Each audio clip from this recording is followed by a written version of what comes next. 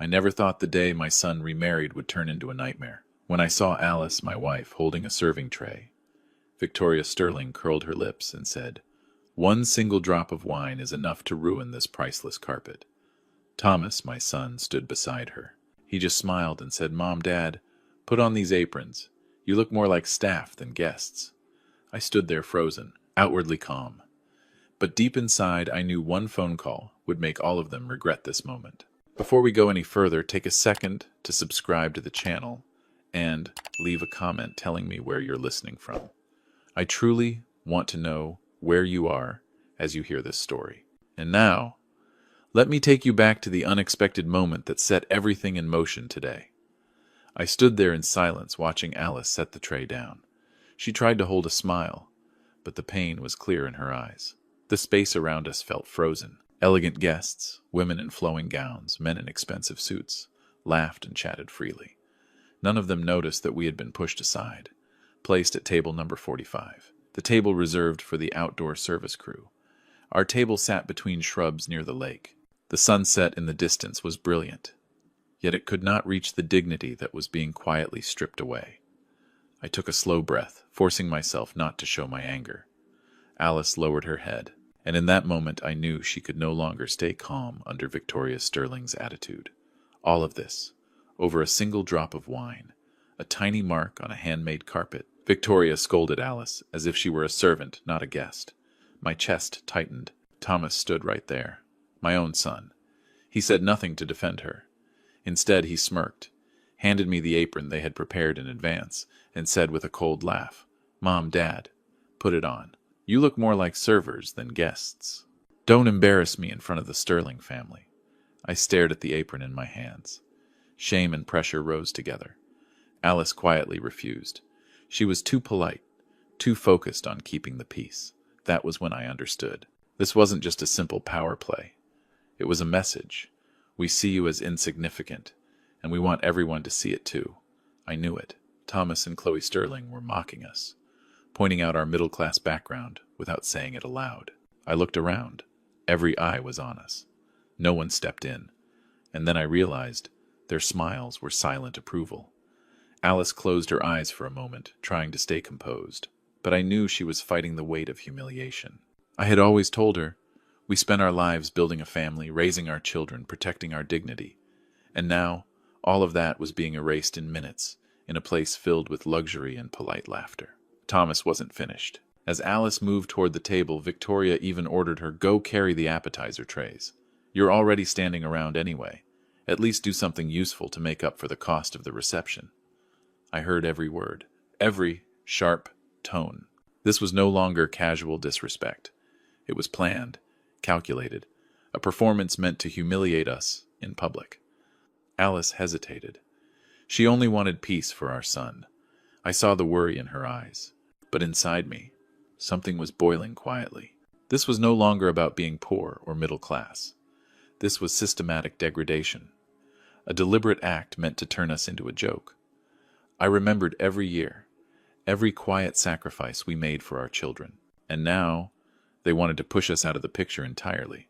As Alice bent down, I accidentally caught part of a hushed conversation between Thomas and Chloe Sterling. Their voices were low, but clear. "After the wedding, put them in a cheap nursing home. The old house will be ours." I went completely still. The truth revealed itself in an instant. They didn't just disrespect us today. They planned to take everything.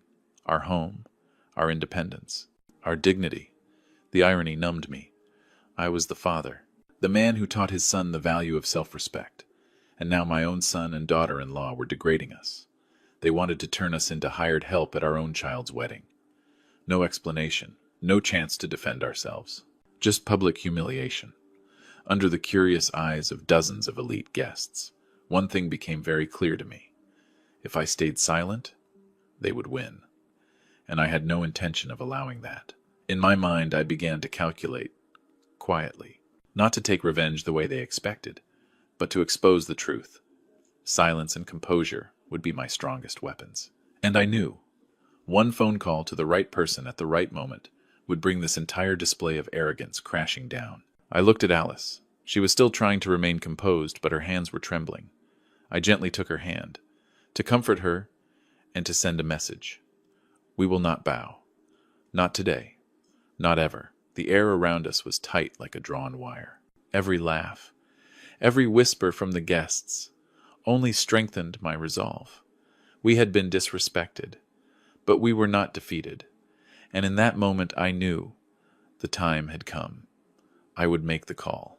I would use a kind of power they never imagined, a power beyond wealth and luxury, to expose their unfilial hearts, to restore dignity to Alice, to myself, and to everyone they believed was beneath them.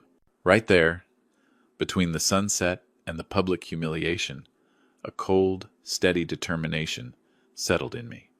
One action, one move, and everything was about to change. As I stood there, still holding Alice's hand gently, I heard Victoria Sterling continue her scolding. This time her voice carried calculation. "Alice, go carry the appetizer trays. You're already standing anyway. At least do something useful to make up for the cost of the wedding." I didn't need to look to know where her eyes were aimed, toward the nearby guests. She wanted them to see us working, as if our existence needed to be paid for. Alice hesitated. She bent slightly, her lips pressed tight. She wanted to please our son to avoid a scene, but I knew that silence was feeding the humiliation. Then I heard a soft laugh behind me. "Thomas," I clearly caught his whisper to Chloe. "After today, they'll have no choice but a cheap nursing home. The old house will be ours." My chest tightened. There was no doubt left. This wasn't a joke, not a misunderstanding. It was a deliberate plan, carefully designed to humiliate us, take our property, and leave us defeated, in dignity and in rights. Alice looked at me. Her eyes held fear and trust. I took a deep breath, trying to pass some calm to her, even as I struggled to hold it myself. I understood then. If I didn't act, today's humiliation would only be the beginning. Not revenge through words or gestures, but through clarity and power they never expected. I began to observe everything around me. Every detail. Our table was hidden, yes, but it faced the main walkway where every guest had to pass. Every action, every word from Victoria and Thomas was fully exposed. They believed wealth and status protected them. They didn't realize their pride was the trap. One right move, and everything would reverse. Alice lifted the tray and took a few steps toward the food table. I gently placed my hand on her shoulder. "Stop." She looked at me, surprised and worried. I spoke quietly, steady. "We're not going to do what they want. We'll stand up in our own way." She said nothing, but I saw a spark of resolve in her eyes. Then I overheard more of Thomas and Chloe's conversation, close enough to understand the full scheme. They were discussing how they would use today's wedding footage to collect proof of our so-called instability, then move us into a cheap nursing home. We would become a joke, not just to the guests, but to the family itself. Their cold calculation filled me with anger and clarity. I knew this plan would collapse if handled correctly. If I only stood there, they would win. So I chose silent, precise action. I took out my phone. My hand was steady. My heart was pounding. In my mind appeared the face of someone I had helped for more than 20 years. An old colleague, now a lawyer and financial advisor. A man with the authority to turn today upside down. I didn't need revenge. I needed the truth exposed, and our dignity protected. As I prepared to dial, Alice looked at me, anxious, yet trusting. She knew I wasn't acting on impulse. I kept my breathing slow, focused. Every movement, every contemptuous glance, every quiet laugh from Victoria and Thomas. I noted them all. This was evidence, and I would use it. I scanned the entire scene, the lighting, the seating, the guests. It was all part of a calculated display, and at the same time, an opportunity. If I activated my quiet power at the right moment, our silence would become the perfect reversal. No one suspected that the calm, ordinary father they mocked held power they could never predict. I held the phone in my hand, tension mixed with a quiet satisfaction. I realized something then. Our patience all these years, our fairness, our restraint, our silence, had become our greatest weapon. Alice stood beside me, head slightly lowered as if complying. But I knew she understood. In this moment, we were no longer beneath anyone. That patience, that caution, would make every move by Victoria Thomas and Chloe backfire. They were using the wedding to display dominance.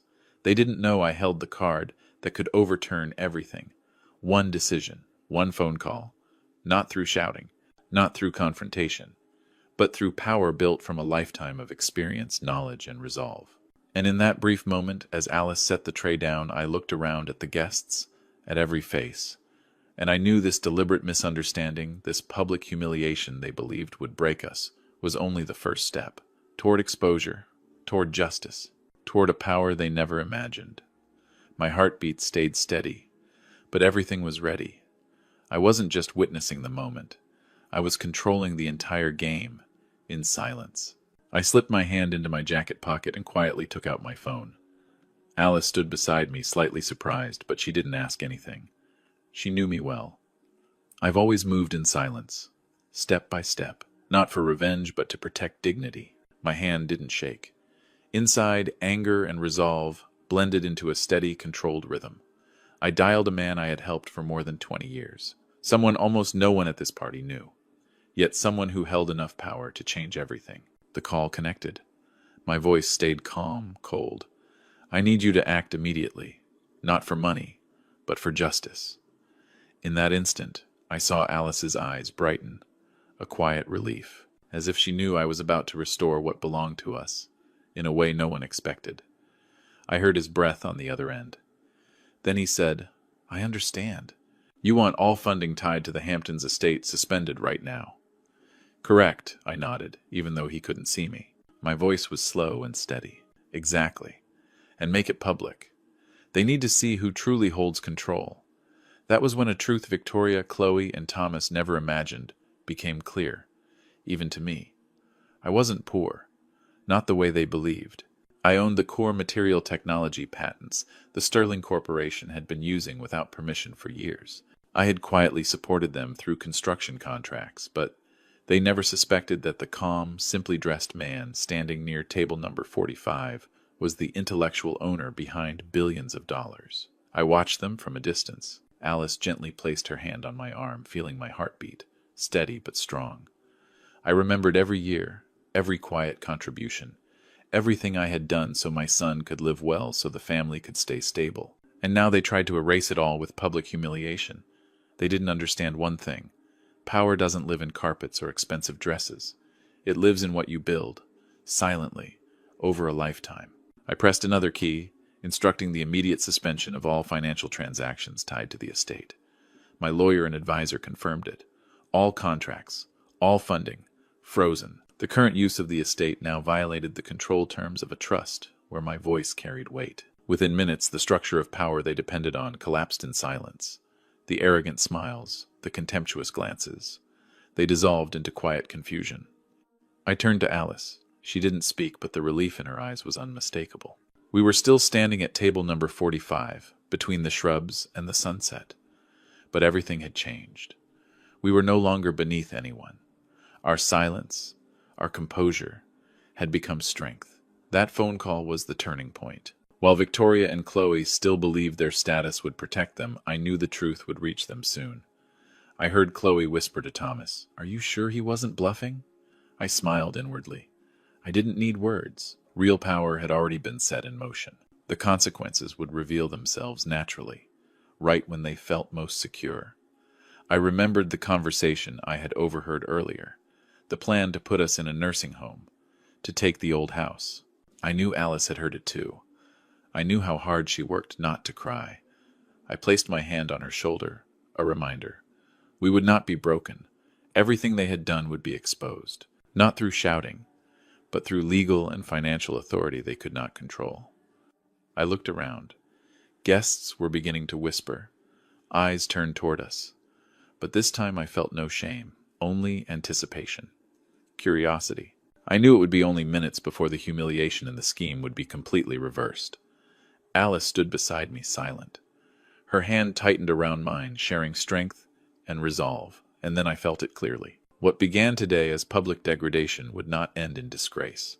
It would become a turning point, the moment our long-held silent power was finally revealed.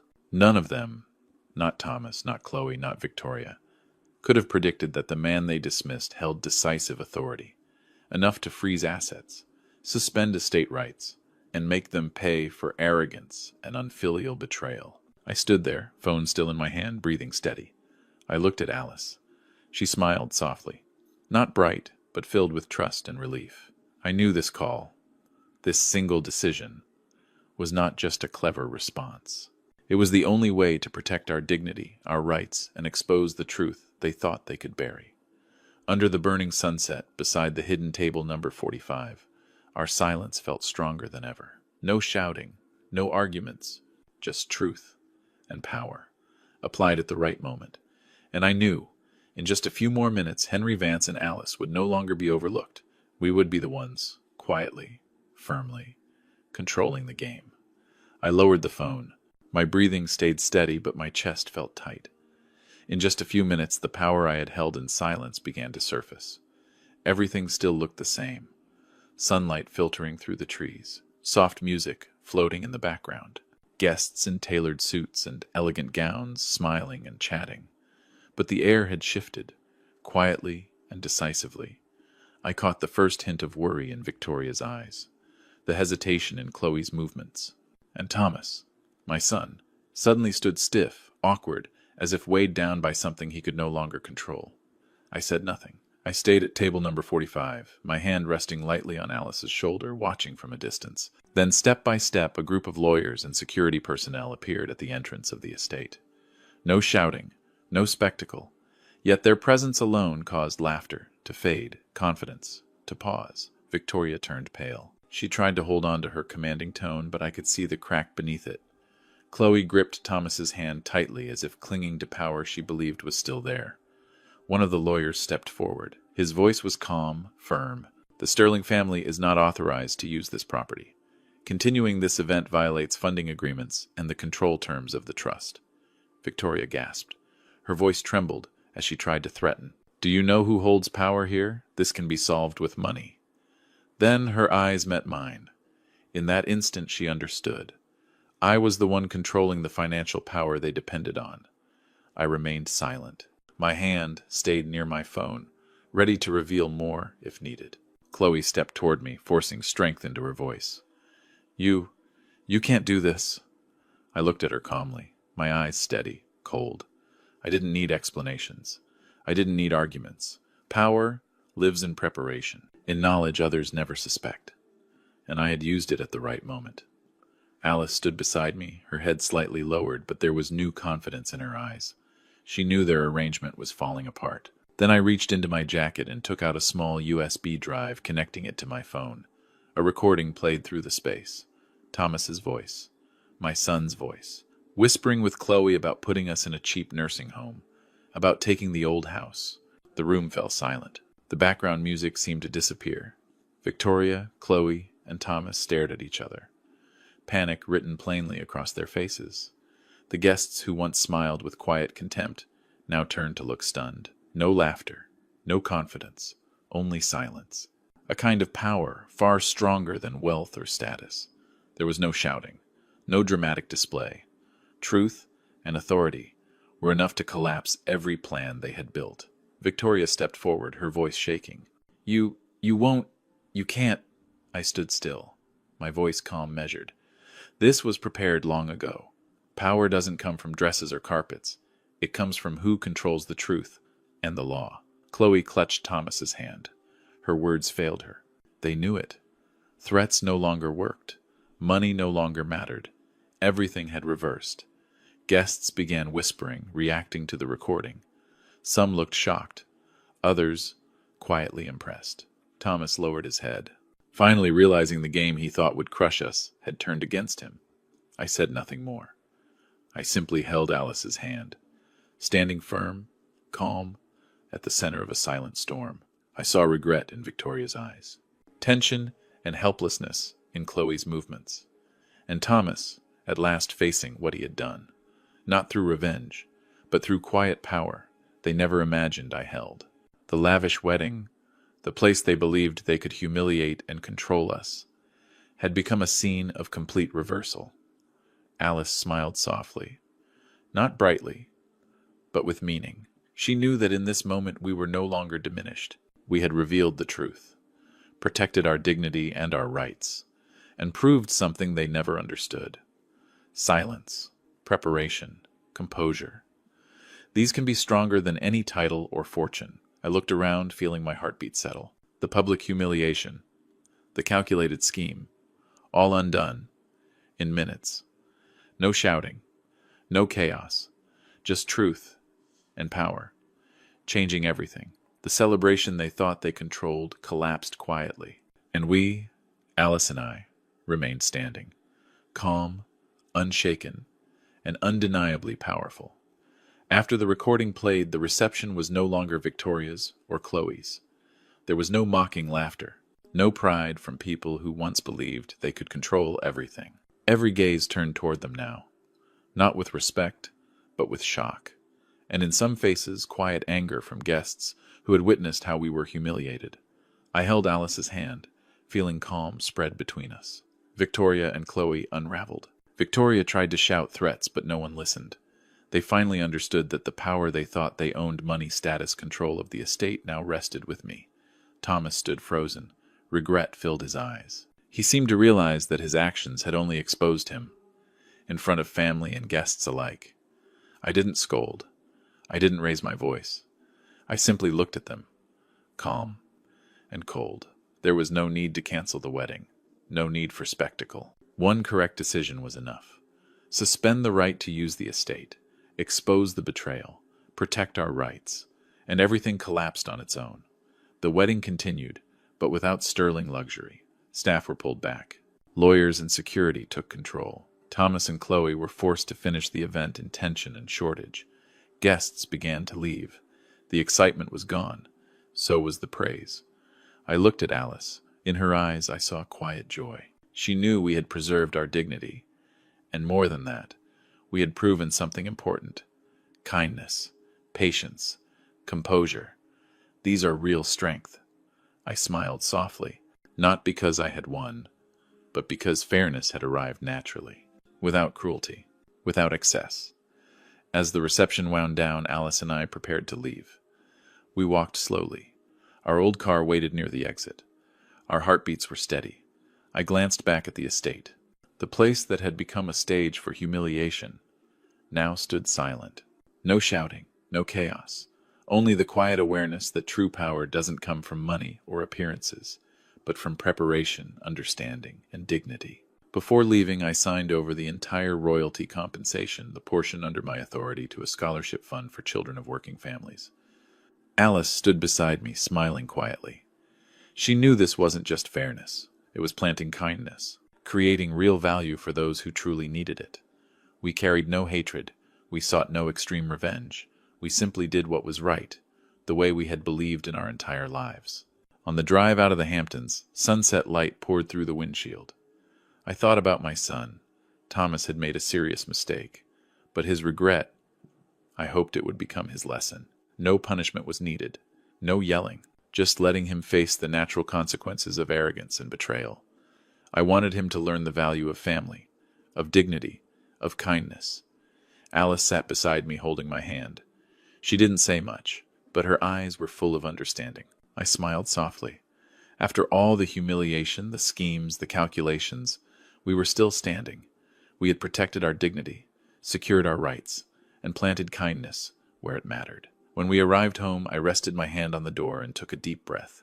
Everything today, the shock of seeing Alice scolded the deliberate plan to humiliate us, and finally the power set in motion by one call, had led to an ending that was both fair and humane.